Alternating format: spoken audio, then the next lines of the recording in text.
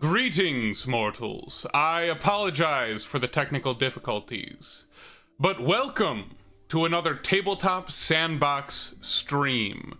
We are back. We are here. We are here to do more We are here to do more world building. Specifically, what we are going to do today is we are going to generate a dungeon. A dungeon that is the location known as the Spire that we generated last week when we did our world building stream. It is... We are going to draw on the history that we created using Ben Robbins' microscope to create it. Like I said, we are going to be drawing on that history that we created using microscope, and we are going to choose one of the locations we generated using the name generator in Perilous Wilds, and we are going to develop it using the random dungeon generation tool included in Perilous Wilds. Perilous Wilds is great because it allows you to do this random dungeon generation, and it says that you can even do that on the fly while you're playing. You can generate the dungeon room by room, area by area as you're playing and running the game. I personally wouldn't recommend that. That's not how I like to use it. That would tend to bog down play, as you'll see. It takes a minute to develop something, especially something that I'm going to be really pleased with in the long run. It can be done. I think me, myself, and Di did a really good example of this, generating the adventure as he went along in, I think it was probably the first campaign over there. If you're watching, just confirming, audio good? Audio, video, you're getting everything? But yeah, we are going to be using Perilous Wilds to generate the dungeon, specifically the Spire. We are going to be looking at the location that we named but didn't know much about, called the Spire, and then in our history, and here I'll switch over. I will switch over to a different view. So you can see that history that I'm talking about.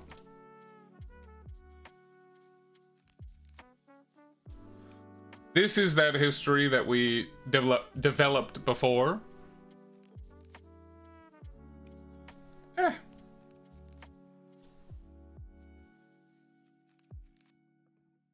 Cool. Thank you, Ethan. Yeah, this is the history that we developed last week. One of the events that we developed is a Cyturcan assault, and the Cyturcans are one of the groups of people in the Fallen Foothills. They are the settlers who crossed the Shattered Peaks and joined in, or not joined in. They crossed the Shattered Peaks and are trying to settle the Fallen Foothills, but they ran into the local people of Manarme, the Manarmen, and they were met with unwelcoming arms of steel and magic and monsters, rather than friendly, welcoming arms. And we have that event of the Cyturcan assault on the Spire, ending in a bloody defeat for the settlers, caught unawares by the monsters kept within. And so what we are going to do is we're going to develop that Spire. Obviously, this happens at the end of after the war, but I think that the Cyturcans probably beat back the Manarmen to a certain extent, and then they settled in the foothills, and they haven't gone much beyond that. So I think it's very realistic for the monsters to still be in the Spire. They were like, oh, we're gonna take the Spire, and then they attacked it, and they were slain by monsters, driven back, and so they decided, oh, we're just gonna leave that place alone. Especially, I'm imagining the Spire as a classic kind of dungeon/wizard tower, and usually they keep mostly to themselves, unless you bother them, which the Cyturkans did. But we're gonna switch over. I'm gonna. Oh, I have to go to my settings here. I should really set a preset for what the normal text is going to be.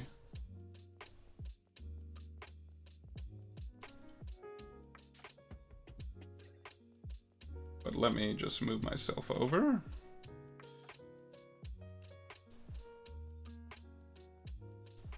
There we go. And we are going to create the spire. I'm kidding. The spire. Want that here.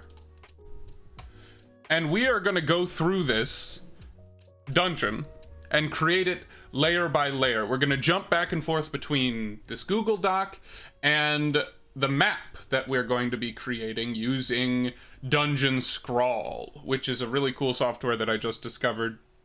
It's free to use. You can pay for licensing and more tools and everything, but it's really good as just the free version too. So you see I've already kind of developed the basic blueprint for this spire. We have a level 1 through 6 diminishing octagons and then 2 kind of horns. I don't know. I feel like evil towers they have at the very top, they have that, you know, like the Tower of Sauron, almost like horns. So that's, I don't know, that was just the idea that struck me. But we are going to go through level by level. They're not all going to be open like this. We're going to go in and fill in walls and areas and things like that. But we are going to figure out exactly how many areas and how many walls based on Perilous Wilds. So I'm going to flip to page 60. And I actually probably want my notebook out for this.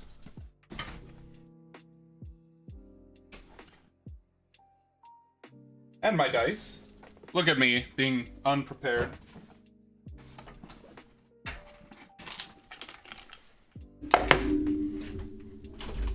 The sounds of my dice tray clashing against my desk. So,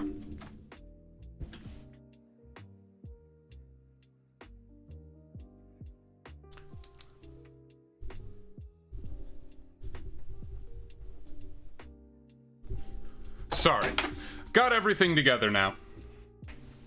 We are going to start by developing our dungeon, and the first steps in the random dungeon generation process in Perilous Wilds are to determine dungeon size, which tells us how many areas there's going to be and how many themes, which is an interesting part of their, you know, when you're developing areas, they can be related to a theme that you've rolled up for this dungeon.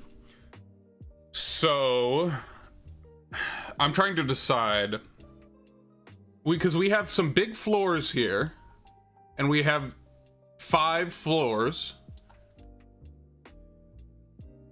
and we have, I feel like we should roll maybe by floor for how many areas there are, and if we're doing that,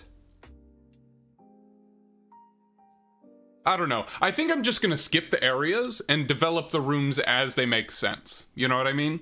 So like, if there's an area and I'm like, oh, okay, this is what this area is going to be. It's going to be a ritual chamber. Then I'm gonna know, looking at the map, basically how big that needs to be.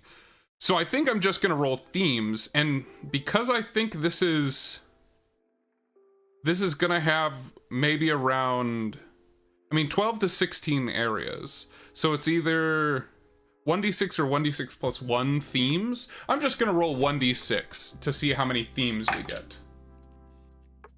That is a 2. So I'm gonna make it 3. I'm gonna make that a 1d6 plus 1. As I've said before, I never just kind of take the random tables at their face value. I do whatever I want with them. So I'm going to roll 3 themes.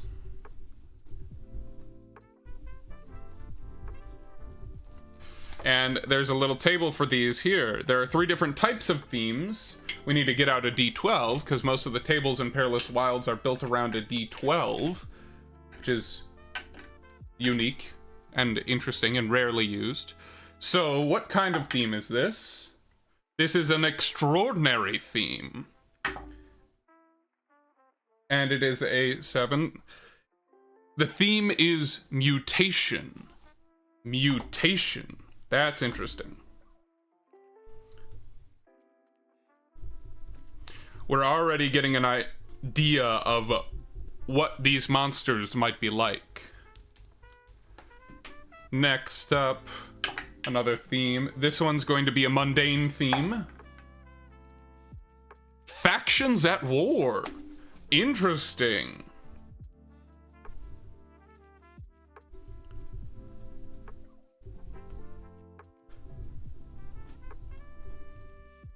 Factions at war.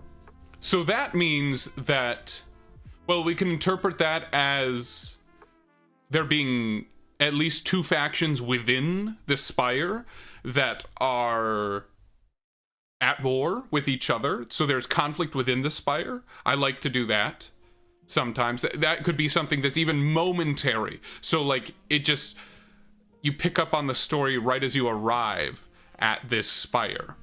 And it could be something like an invasion. There's a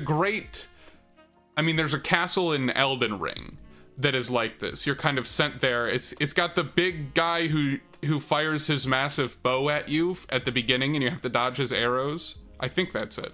And then you go in and you take a lift up, and there's there's a storyline of like the servants have rebelled, and then there are demi-humans who have kind of moved in and ruined parts of the castle and are, you know, having this ritual and attacking the guards and things like that. And that you just kind of walk into the middle of an invasion. And so that's what that makes me think of when I think factions at war. And I like that a lot. But we need to roll 1 more theme.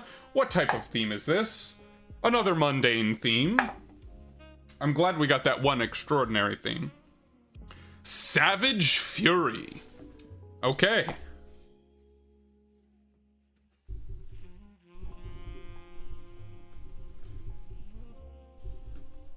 Savage Fury. So that is going to help us determine what is going on at this at the Spire. These themes are going to, or, you know, in addition to that initial interpretation of factions at war, it could be that there are certain things in the Spire that are relating to a war between factions that is happening. It doesn't have to be that the war is taking place specifically in the Spire. Okay.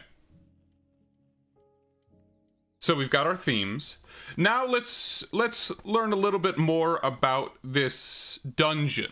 Specifically, its foundation, what it was built as and by whom, and then what caused its ruination. Which, yeah, that's interesting, because typically dungeons are ruined. So the Spire, maybe it's not owned by maybe it was eventually conquered by the Cyturkins and left abandoned, and now people have walked in, or monsters have moved back in, or were left locked in the dungeon and have escaped to populate the rest of the dungeon. But let's do some rolling, figure that out. All right, who was the builder? That's a 7. Humanoid.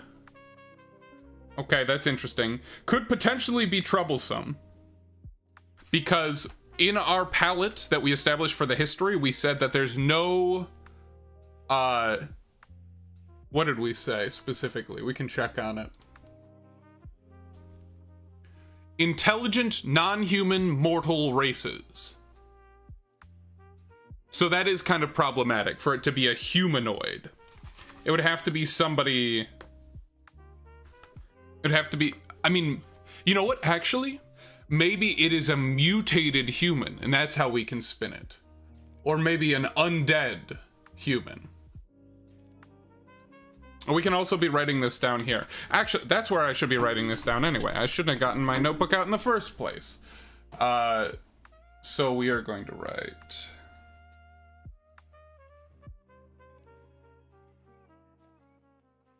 This is our setup here. Our themes are mutation, factions at war, and a savage fury. So those are our themes for this dungeon we're generating. Now we are figuring out who built it and for what initial purpose. Dungeon builder. I'm just gonna put in mutated human. Did I just get a notification? Ah.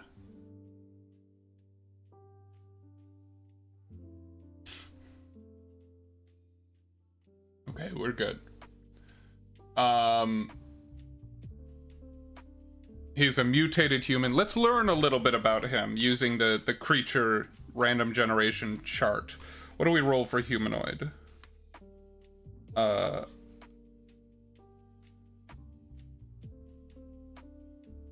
Let's see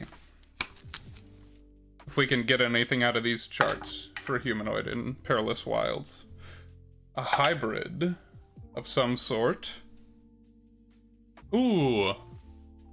A werewolf or werebear? I don't know if I like that. I think mutation is probably where we pull from. Maybe he's a wolfman, but not like a classic cursed wolfman, werewolf. More like a mutated and fused with a wolf. Or something along those lines. Cursed to be turned into half man, half wolf. And just stuck in that halfway state.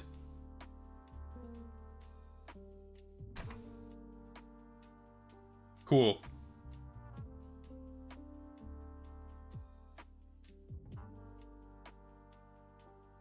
You know what, I'm gonna leave it for now. I'm just gonna leave it as mutated human. And now we're gonna roll for the dungeon's function. It initially was meant to function as a tomb or crypt. Interesting. So, original function was tomb or crypt. And then what caused its ruination? What brought this dungeon into ruin? Better prospects elsewhere. Interesting. So it was abandoned for better prospects elsewhere. That's interesting to me because better prospects for a tomb? Maybe. Maybe it was a tomb in the sense that it was kind of a prison meant to hold something until the end of time. I like that. Maybe even for an undead entity.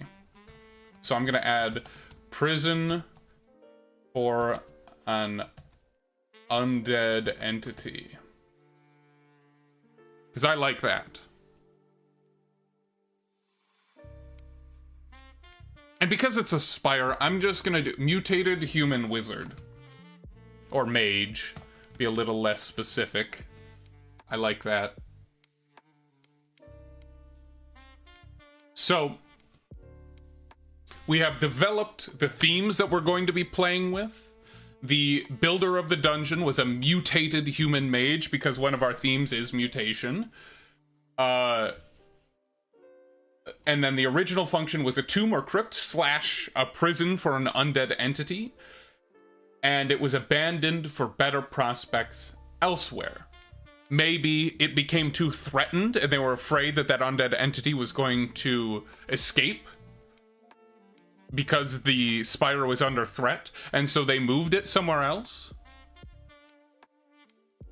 Or maybe just the people who manned the prison decided to up and leave.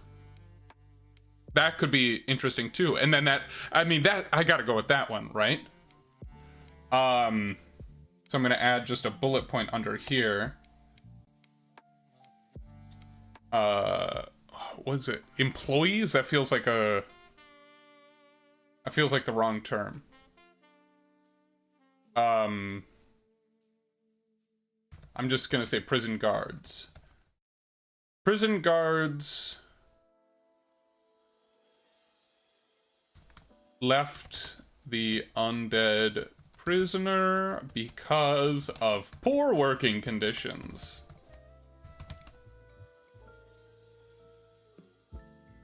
Left the undead prisoner. Prison guards left the undead prisoner locked away because of poor working conditions.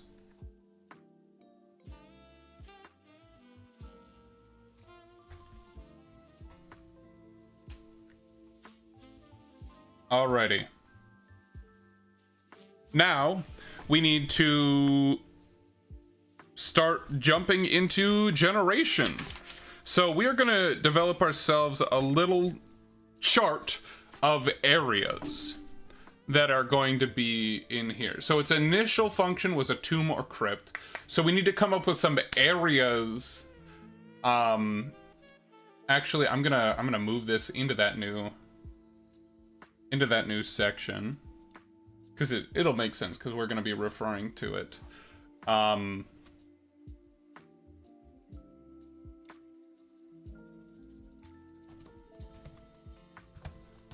Area generation. So we're going to have our common areas that could potentially occur more than once, and our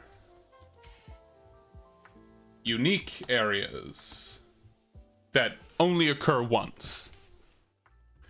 And I'm gonna say for unique areas, we can brainstorm a couple of these. We need whatever the place is where this undead being is kept prisoner. So is sepulcher the right word? Oubliette. Oubliette is the right word. Let me just check the definition on that. A specific type of dungeon that only has one escape route through a trapdoor in its ceiling. An oubliette, from French oublier, meaning to forget, or bottle dungeon. Yeah. So I think that's definitely what we've got to go with. The oubliette. That's very good.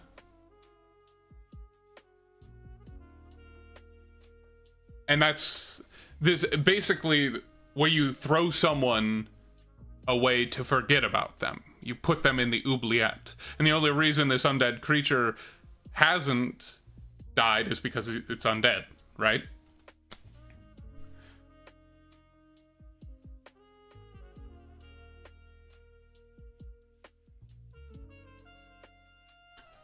So we've got the oubliette. I'm gonna do these in bullet points. The oubliette is definitely a unique area. There's only going to be one of those. What else do we need?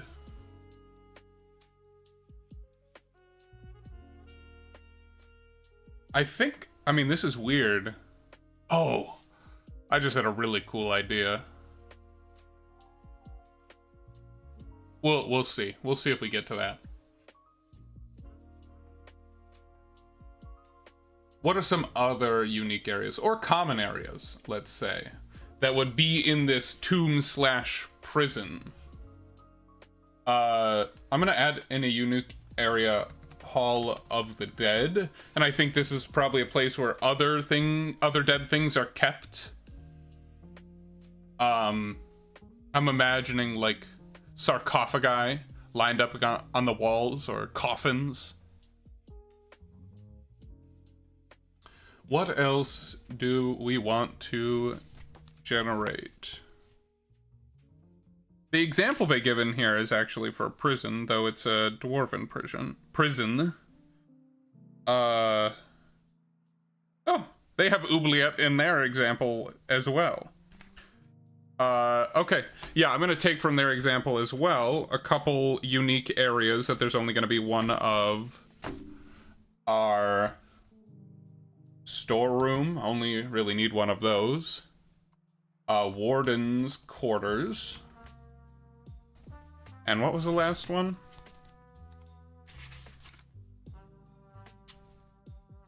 A torture chamber. That one doesn't really fit here, I think. Because they're keeping the dead locked away, not the living. Torture seems to be generally much more effective on the living. So I think I'm okay with those as our unique areas. For our common areas, we can have a guard room,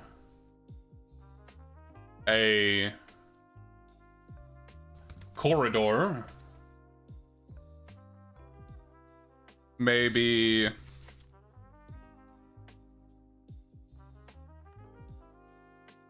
I passed it. See, they have guard room, gated passage, three-way intersection, cell block. What do I want to put in here? Oh, I think this is cool. Chapel or an altar. And instead of corridor, I'm going to say gated corridor, because that's a potential obstacle for your players, or a trap for them. The great trap that Matt Colville gives a bunch of examples of your players walk down the hallway, and once half of them cross over a certain spot, a portcullis, a gate slams down, dividing the party in two, and then making them face enemies on both sides, without regard for their marching order and things like that. So you get the squishy wizard in the back who ends up face first against bugbears. I'm a fan of that, absolutely.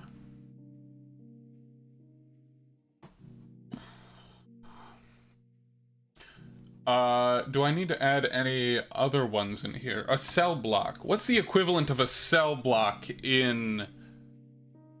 What's the equivalent of a cell block in a tomb? A tomb/prison. It's for the undead prisoners.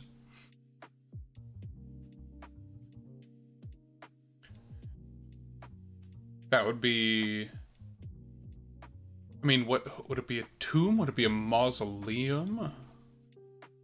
A mausoleum is above ground. Yeah. We could just say a tomb, right? I think this spire could contain many tombs. Yeah. So there's only going to be one Hall of the Dead, and that's kind of where their likenesses are kept. And that's probably extra haunted. There's definitely going to be an encounter in there with either physical undead or with ghosts. But let's find out.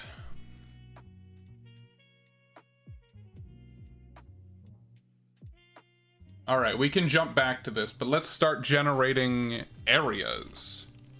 I go to this little page on... Where is it? What page is it? On page 58 in Perilous Wilds, where I'm gonna roll... What type of area is this going to be? Themed or unthemed, common or unique, and then what is included within it? 2, this is gonna be a common area with a danger. Interesting. Okay, so before we generate our danger, let's figure out what type of common area this is. We have 4 right here. So I'm gonna roll a d4. Actually, I'm gonna make these numbered instead of bulleted, just for that purpose. And I'm gonna roll a d4, see which one we get. 4. It is going to be a tomb. So, is the entrance hall a tomb? That's fitting, I feel like. Yeah, let's make it a little tomb here. How deep? Yeah. Oh no, I don't want to be erasing. I want to be... Oh, I want to be erasing, not drawing. To make walls.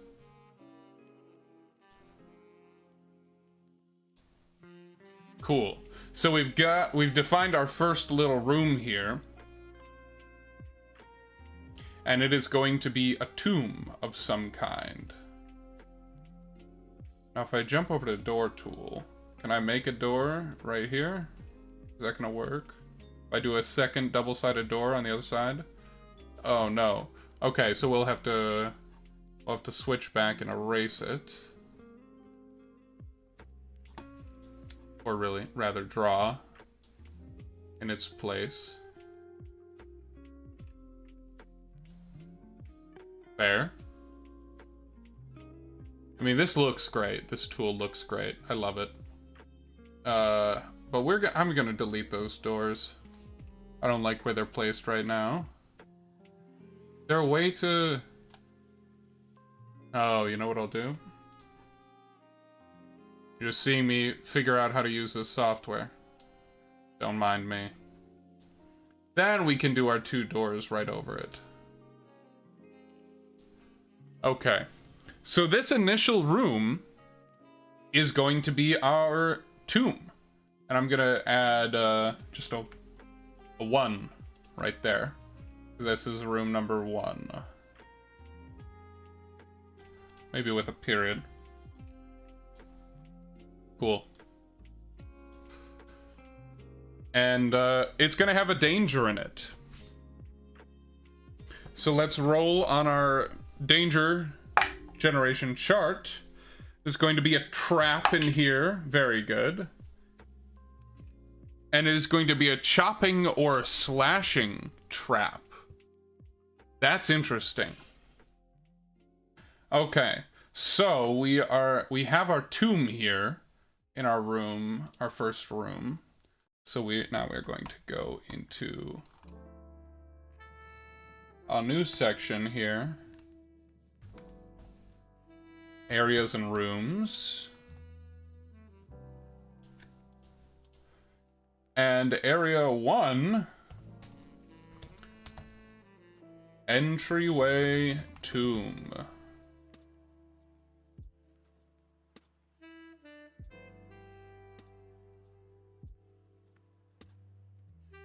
And we know that there is a chopping, slashing trap. And we can define specifically what that is.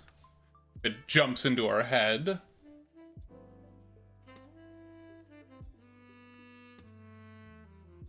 But nothing is. And I'm actually going to make it a hidden door into the next room. So you walk into this massive tower and you find yourself in a single small tomb. And so I'm also going to add hidden or secret doorway hidden in a sarcophagus. Because I think that is cool. And you know what? I think it's going to be the wrong one. Where is it? So I'm actually going to change this a little bit. Get rid of these doors, because I'm not ready for them yet. And I think what I'm going to do is...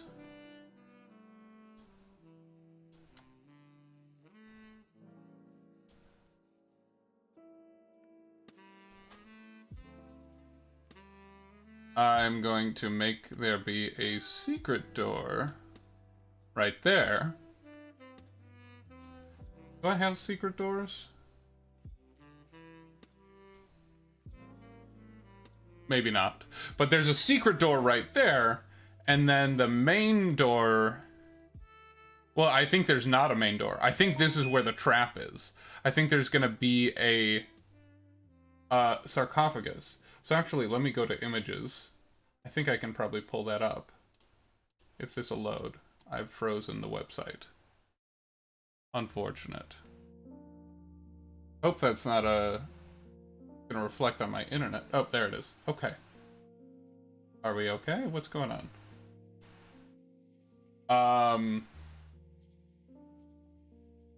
Sarkov. This website is struggling hard right now.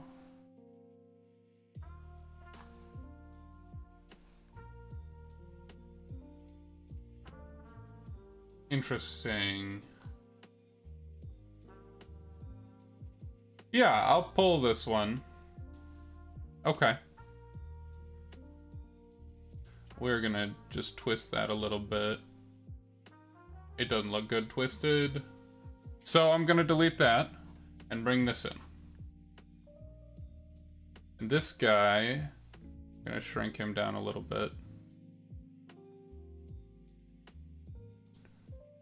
Twist him. And this is just gonna, I'm imagining that the sarcophagus is standing up against the wall. Maybe eventually I'll find like a statue to fit that in, but that is what that's representing. That's our like trap, is this sarcophagus built into the wall. And then there's actually a secret door hidden off to one side. What? Can I just do that in text? Just do an S, and then drag this S over. That kind of works. Maybe make the text a little bit bigger.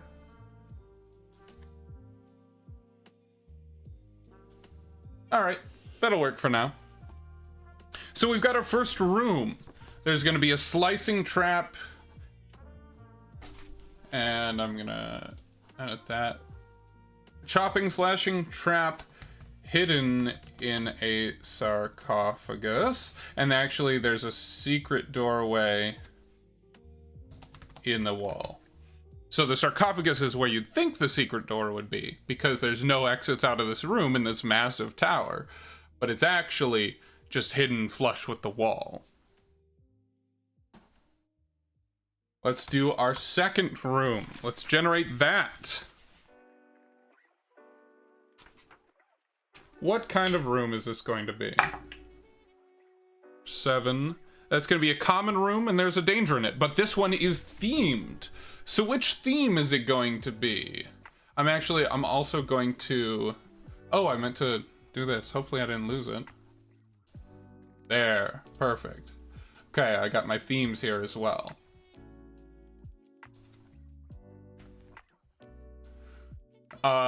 So let's roll for what theme this is. I'm rolling a d6 and dividing the result by 2. Rounding up. So that's a 6. So Savage Fury is going to be this next common room. And what kind of common room is it? Roll another d4. That's a 3. It is going to be a chapel or altar. And the theme is Savage Fury. So room 2 is a chapel / altar. Theme is Savage Fury. And I don't have to develop all of this all at once. Sometimes I'll go back, and sometimes I'll go back and develop each section afterwards, and I like to let the story of the dungeon kind of play out, and what inspires me, that I write down. The stuff I think is interesting, the realizations I come to immediately or with a little bit of thought, and then you'll see a story start to emerge, right? We're just starting, we just have our first couple rooms, and I'm not really sure what the whole story of this dungeon is yet.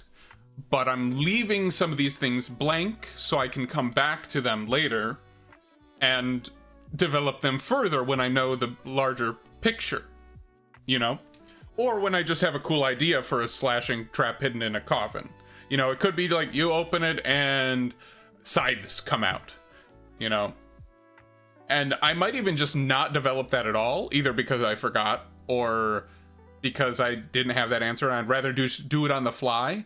And then sometimes that moment when I'm like finally have the better idea or have to come up with something, and pressure kind of brings the best out of me, is in game with the players. I might just have chopping slashing trap hidden in a sarcophagus in my notes, and then I'm like, okay, an axe falls out of this sarcophagus when you open it. And, you know, obviously I'll play it up like I knew all along that's what it would be, but that is, you know, you don't have to develop every little detail right off the bat. So, our chapel or altar with the theme of savage fury, and there is a danger here. So let's develop that danger. And then I can decide exactly what size I want that room to be and how I want it connected. That's cocked. It's a 7. Danger. So it's going to be a creature. A creature who is waiting in ambush. That's unfortunate. All right, now we have to develop what could this creature be? 9. It is a monster. Specifically, it is a rare monster. An unnatural entity. Interesting. That the unnatural entity. Oh, that goes over here onto the other side of the chart. So it's driving me all around the place. Okay, so is it undead, planar, or divine? Undead. Very fitting. Very fitting for this place. And specifically, it is going to be a spirit lord or master waiting in ambush in the second room of this dungeon. Oof. That's tough. Maybe it's a projection. You know, the initial, you know, it's introducing people who come to this dungeon. Like the players, when they come into this dungeon, they make it through the first room, hopefully without getting cut up. And then they go into the second room where they have an encounter with the master of this dungeon. Ooh, maybe it's like a mental psychic projection of the thing that is in the oubliette. Oh, I really like that, actually. And it is a danger, so it's probably, I mean, it could be dangerous, or like to physically harm them or mentally harm them, but it could just be alluding to greater danger in the future. So I'm gonna make a note: when the PCs enter, they are confronted by a projection of the oubliette's inhabitant.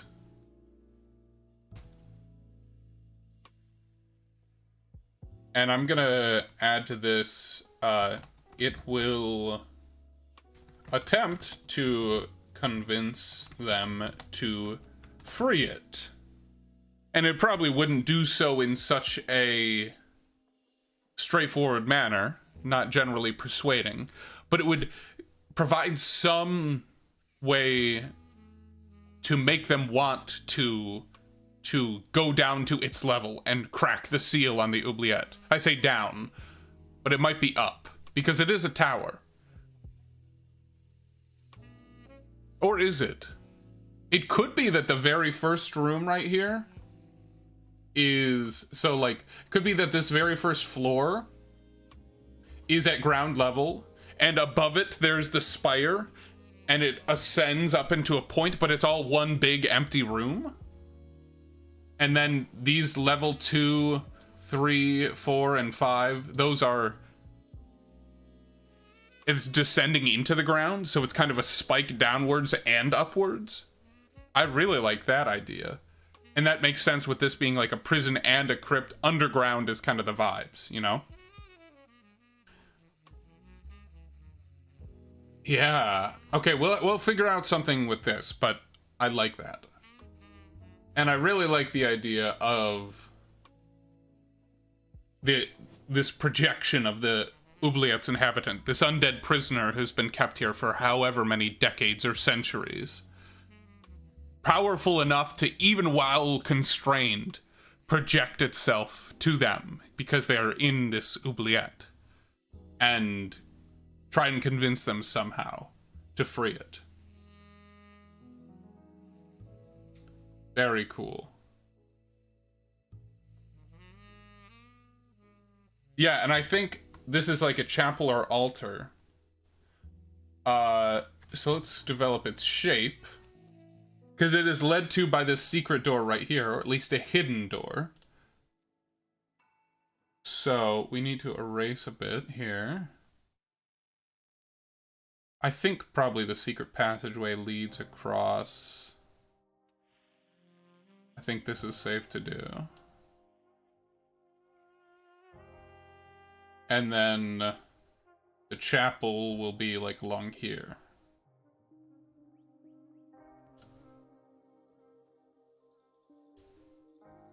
Like that. And then once they're in this secret area, I mean, we can make this even just to do something like this. Make it much more...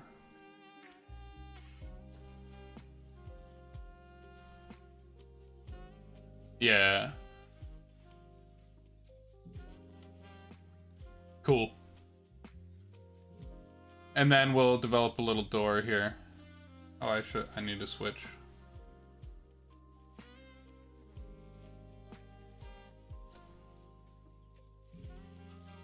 And that we can just use a regular door for, because it is not a secret. Okay, so this is our little chapel. Let me label that with a 2.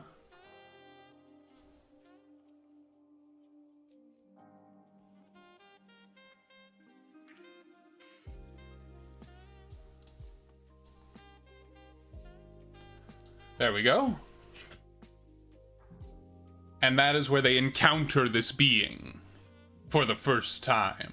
At least a projection of him.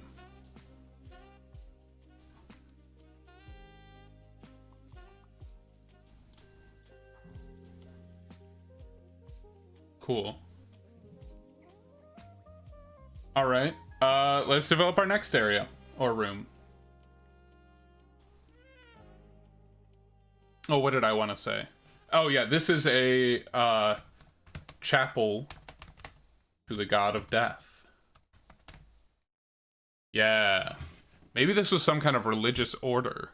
Oh, I did say it was a mutated humanoid, and I said mage. But maybe the monsters are undead, so we're just gonna erase that now. Keep it as mutated humanoid. Maybe the leader of this cult of worshippers to the god of death? That could be it. Alright, let's develop our third area.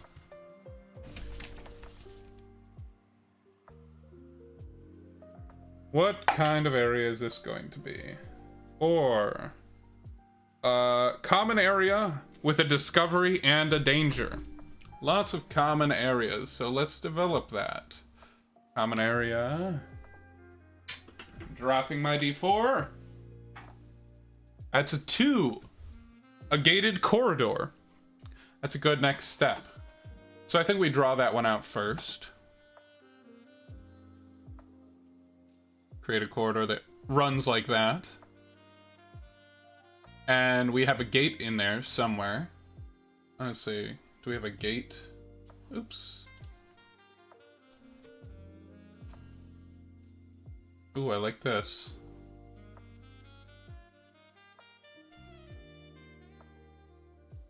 Something like that.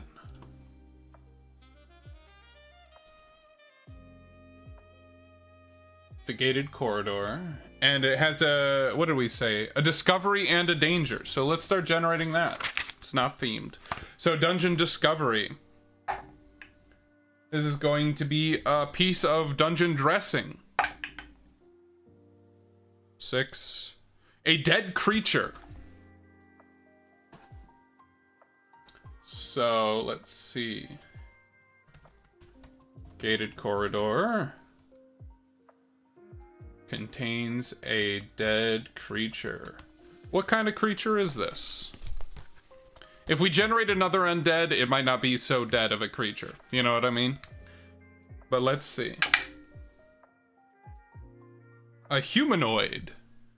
Which probably means a human, unless it's mutated. Let's roll and see if we can get a sense. Common humanoid. 6. They say dwarf or goblin.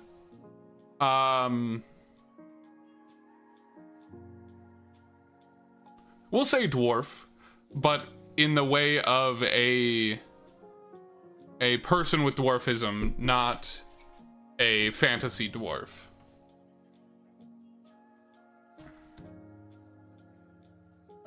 So we will say little person. Contains a dead little person. Morbid. Don't judge me on that one. That's what the dice said, not me. And it also contained a danger.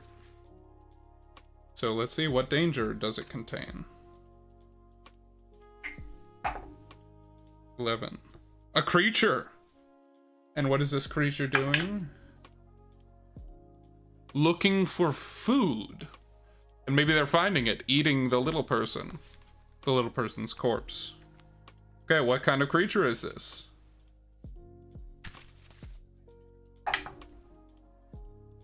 A beast. That's fitting. A 7. What kind of beast? An earthbound beast. That probably makes the most sense. 5.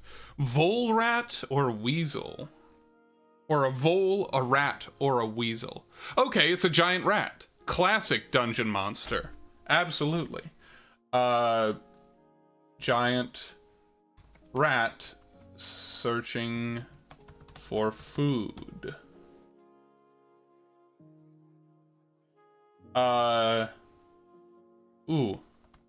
Trying to get at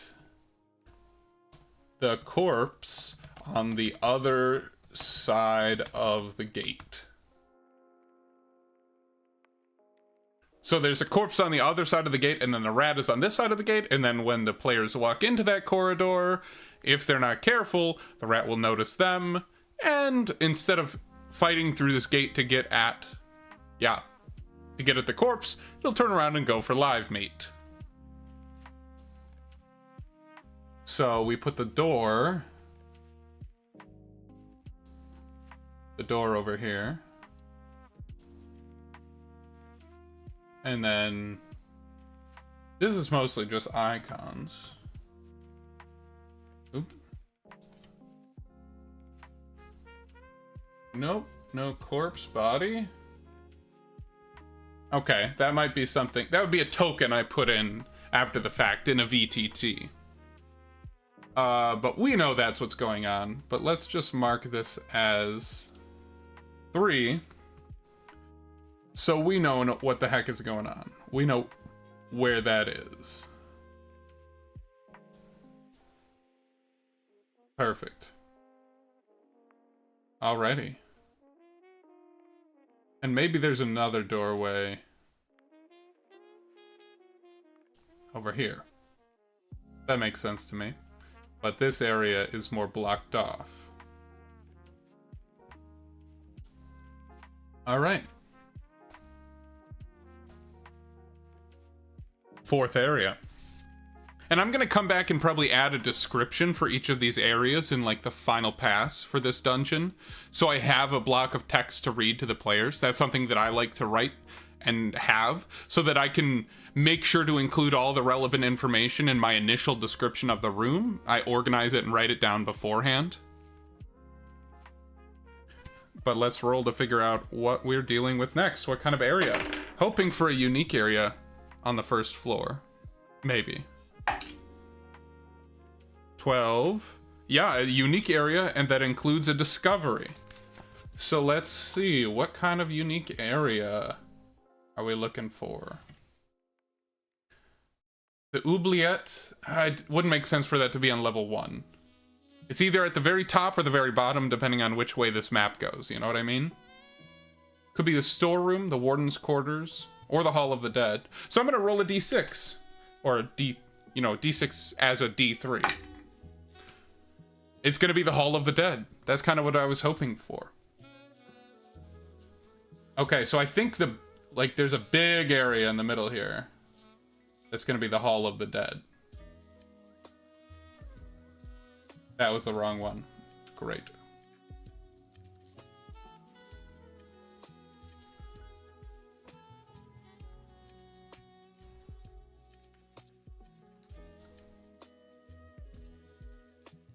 I feel like we could do even bigger, actually.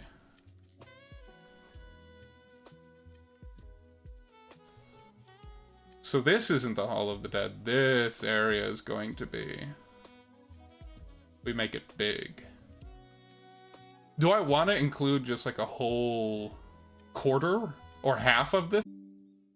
Reconnection successful. Are we back? Give it a couple seconds. Okay. Disconnected there for a minute, but I think we're back. Yeah. Let's see if I can make this path tool better. Oh, radius. I want the radius to be, what, 5?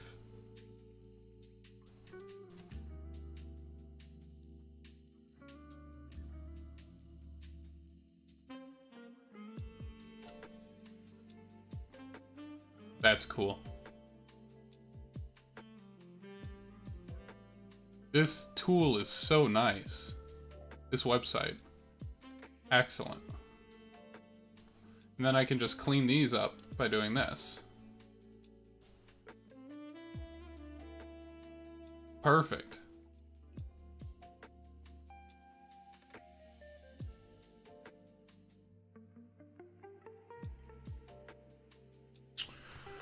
Alrighty.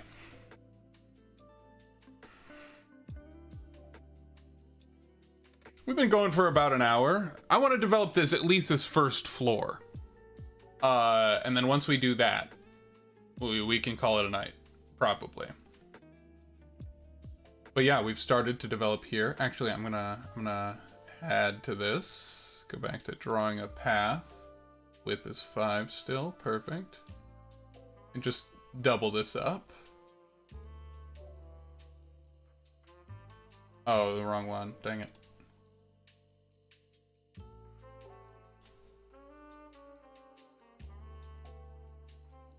Actually, oops, I did not want to do that. Undo both of those. We're gonna make this a width of 10. Bring it over here. On that same corner. Boom. Thick! A thick boy!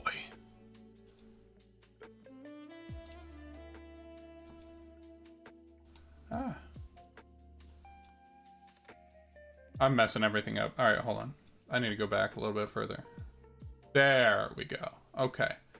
Now we start on the end here. Connected to there. Okay. There. Now I can clean it up with a rectangle.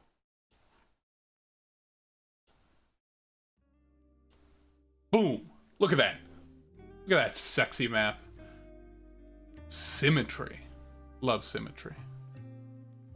Awesome. Cool. Alrighty. So this is the Hall of the Dead. This right here is going to be Area 4.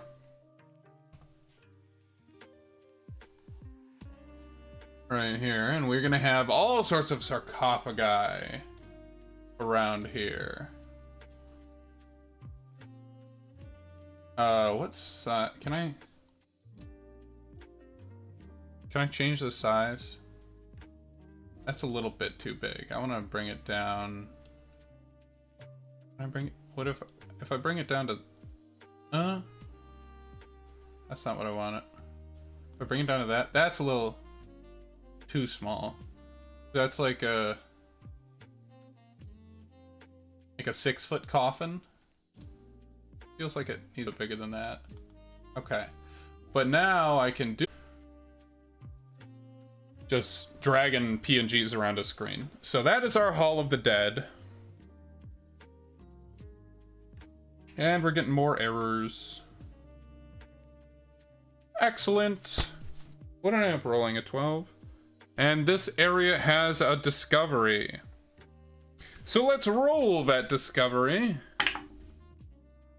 An 11. Ooh, a find. There's a find in the Hall of the Dead. 2. Tools. A set of tools. Maybe embalming tools? Embalming tools seem like they'd fit in the Hall of the Dead. But maybe it's something else. Alright, we're just gonna make a note of that. So room 4 is Hall of the Dead.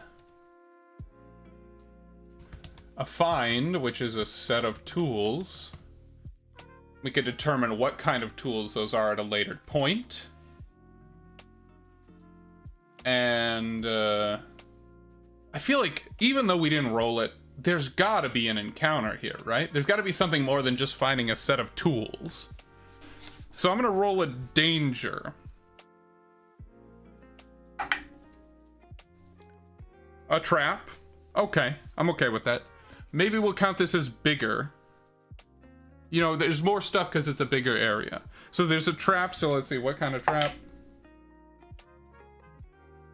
An alarm. Interesting.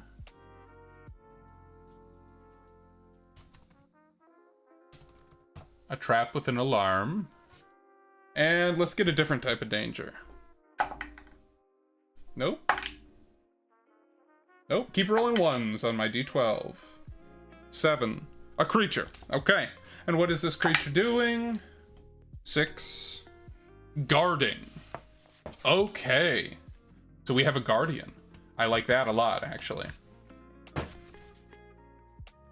So let's see what kind of creature this is. I'm thinking either a construct or undead.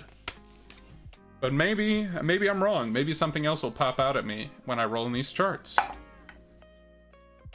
A beast. Interesting. 11. A water-going beast. A frog or toad. Interesting. I like that in a way, but it obviously wouldn't be like a legitimate frog because this is not a place that would support a water-going creature. So perhaps it is a giant stone toad that serves as a guardian and will like grab people with its tongue and swallow them up like a construct. I think that's dope. Stone toad will swallow and dissolve. Trespassers without proper identification. I don't know what kind of identification you would have. Maybe that's an item that the players could gather before they come to this dungeon, right? They do some research about it. They know it used to be a prison and maybe still is. And they track down somebody who has an ancestor that was connected to this dungeon, and they have like an amulet that they wore to work that allowed them to go through and get past all the security measures unfazed, untouched, basically. And so if you're wearing this amulet, the stone toad will not bother you. Could be. Or they could find that amulet at some other place. I'm okay with them not having to go right to that stone toad. I'm gonna move this gate up to here, actually. And I'm gonna develop a little bit more.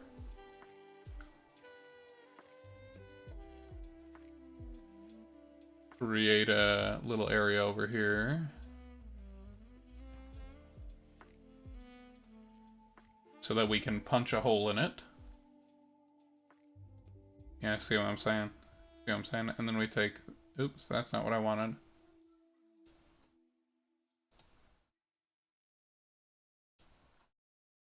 Take another one of those.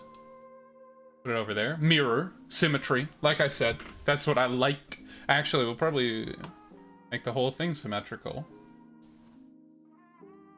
At least, in a way. Do that. I'm cool with that. All right. So it looks like we have about 3 more areas to develop. That's a cool encounter. The Stone Toad. There's probably more in that Hall of the Dead that we'll develop in a bit, but let's go on to the next area. What area is this going to be? Common or themed? Unique. Common or unique, themed or no? Oh yeah, I didn't actually roll a theme for the Hall of the Dead. So let's see what theme we get. I'm gonna roll a d6 for that. Savage Fury. Interesting. So we've used that one already, right? I'm gonna actually make a mark for it. I'm just gonna... Is there a checkmark key?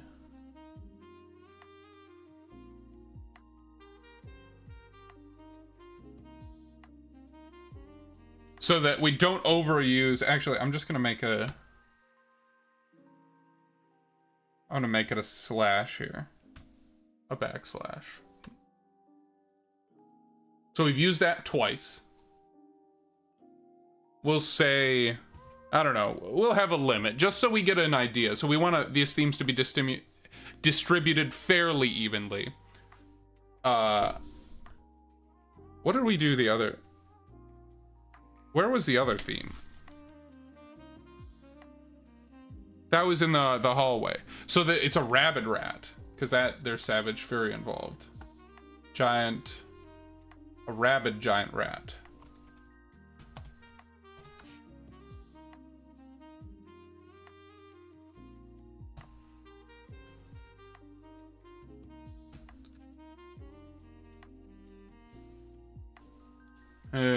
What's the theme? A lamb. Alarm. Set of tools. Maybe there are torturer's tools here.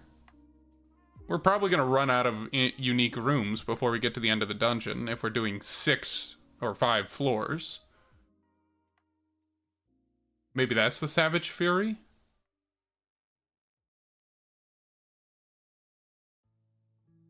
Maybe there are medical tools and the remains of someone who was destroyed with Savage Fury?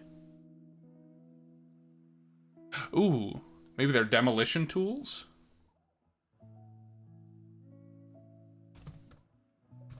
Which is like a, you know...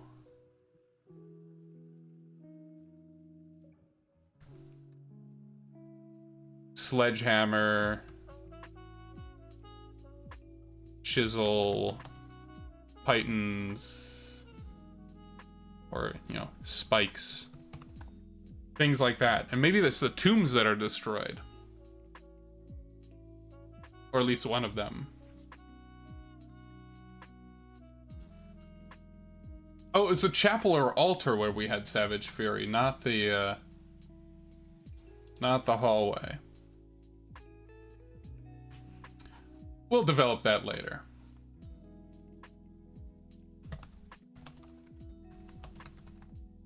Okay. Like I said, you don't have to take everything here, and a lot of times I won't define everything. I'll just come back to it after a while.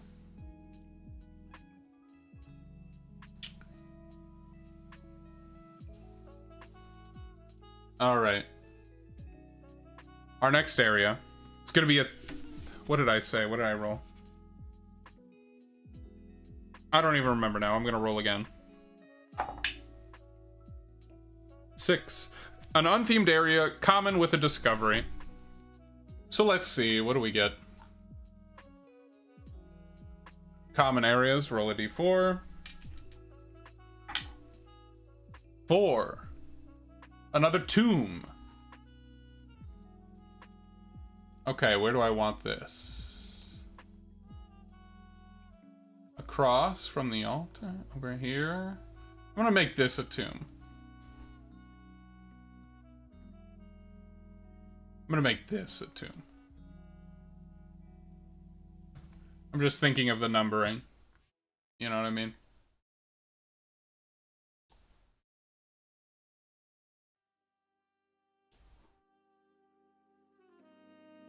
I want it to be kind of boop, boop, boop, boop, boop.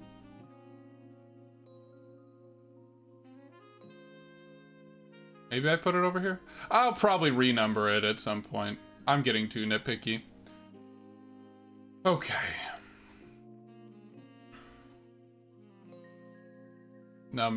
Area number 5 is a tomb.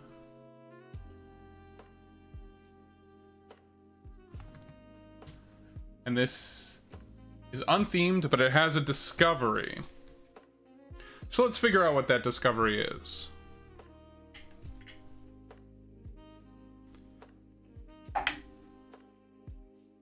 A trap. Lots of traps here. What kind of trap? An ensnaring or paralyzing trap.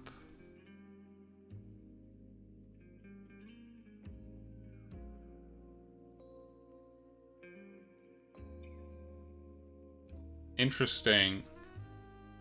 Alright, I'm just gonna bang on, develop our next couple areas.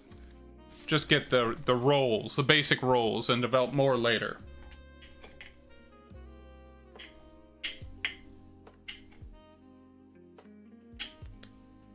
What am I rolling? Going to page 58, rolling another d12.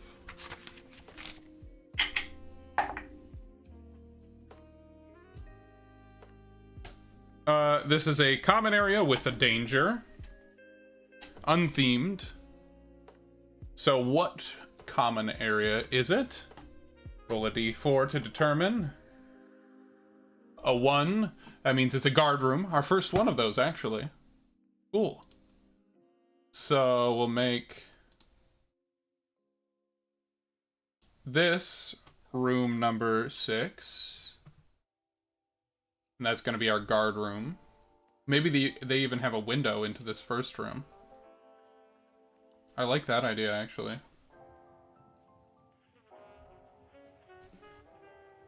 Do some, like, secret windows here.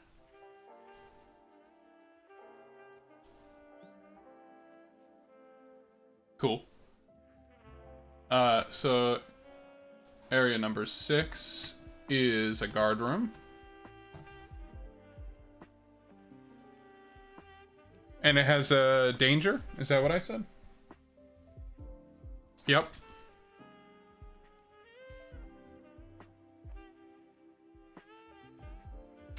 What danger?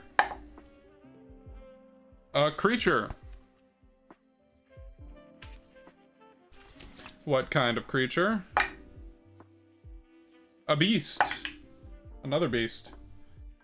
An earthbound beast. A ant, centipede, or scorpion. I like scorpion.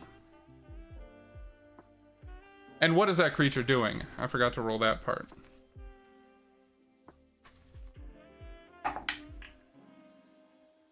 Sleeping. Okay. Contains a sleeping scorpion. All right. And that's room number 6, our guard room. So we just need one more room, really. Maybe 2 if we want to develop this as a separate area. Do 2 more.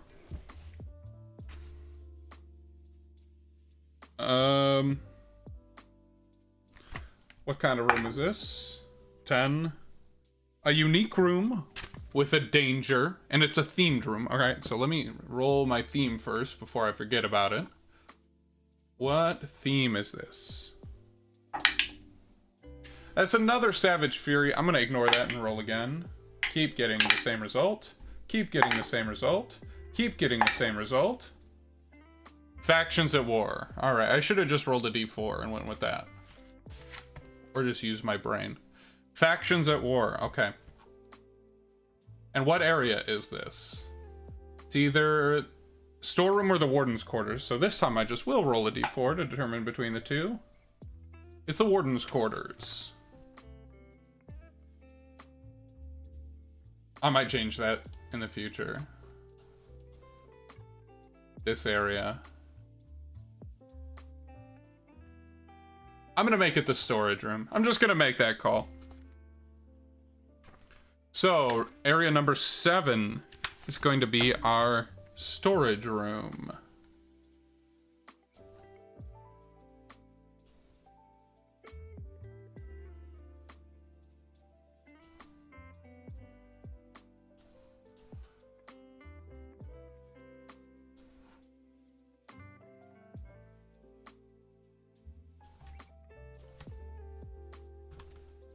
Or storeroom. And what did I say? This contains a danger, I believe. So let's roll what that danger is.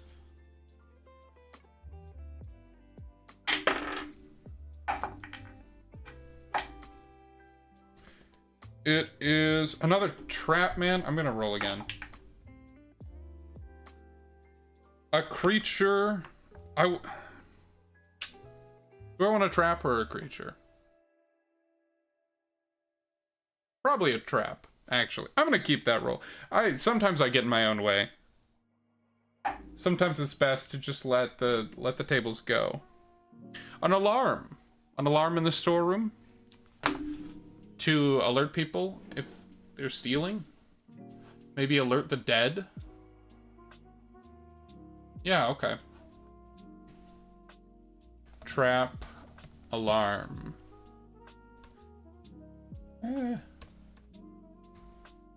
Okay, so like I said, it's very bare bones at this point, and it's gonna make a lot more sense once we put it all together. But that is the first level of this dungeon right here. And I'll develop more about the Hall of the Dead, maybe about these tombs, these gates, the specifics of everything, this area right here, if that's a thing. Once we start moving on and seeing the bigger picture of this spire, as it were. But with that, we have come to the end of our second world building stream, specifically our first dungeon generations stream. Thank you for watching, even if it only was for a few minutes. Thank you for being here. I bid you adieu, and good night, mortals.